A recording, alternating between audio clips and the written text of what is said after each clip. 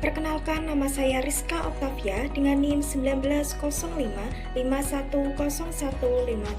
Di sini saya akan menjelaskan mengenai lingkup manajemen. Terdapat 4 macam fungsi manajemen, di antaranya untuk yang pertama ada planning. Planning merupakan proses menentukan arah yang akan ditempuh dan kegiatan-kegiatan yang diperlukan untuk mencapai tujuan yang telah ditetapkan.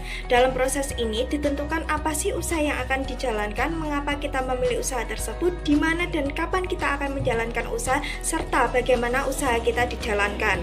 Terdapat 4 pendekatan perencanaan: pendekatan atas bawah atau top down, pendekatan bawah atas atau bottom up, pendekatan campuran, serta pendekatan kelompok. Selain itu ada beberapa hal yang perlu direncanakan. Yang pertama mengenai waktu, ada jangka panjang, menengah, dan pendek.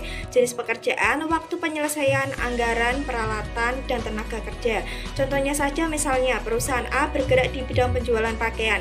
Perusahaan ini dibentuk dengan tujuan memperoleh profit dan mengenalkan produk dalam negeri. Maka strategi yang dilakukan ialah dengan memaksimalkan promosi dan memilih bahan berkualitas untuk pakaiannya. Perusahaan A juga menentukan desain pakaian, warna, dan bahan yang diperlukan. Yang kedua ada organizing. Organizing merupakan proses mengelompokkan kegiatan-kegiatan atau pekerjaan dalam setiap unit.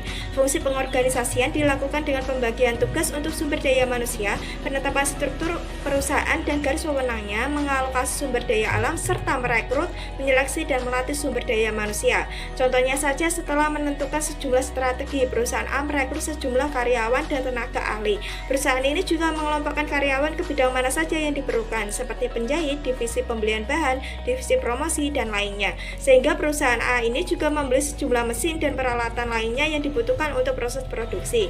Yang ketiga ada estimating. Estimating merupakan proses untuk menjalankan kegiatan atau pekerjaan dalam organisasi. Fungsi pelaksanaan biasanya dilakukan dengan membimbing serta memberikan motivasi kepada sumber daya manusia serta peningkatan kemampuan bekerja karyawan. Contohnya, perusahaan A memulai proses produksi pakaian.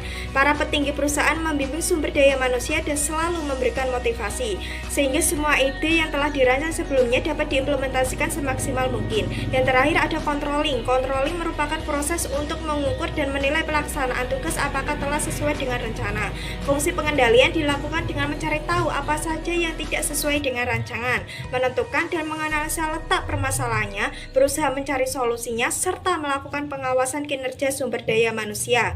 Contohnya, setelah perusahaan A memproduksi pakaian dan menjualnya, mereka melakukan sebuah evaluasi. Ternyata masih ditemui beberapa kendala dalam pelaksanaannya, misalnya kesalahan teknis saat produksi dan penjualan. Maka solusinya ialah mencegah hal itu agar tidak terulang kembali dan memastikan semuanya berjalan dengan baik.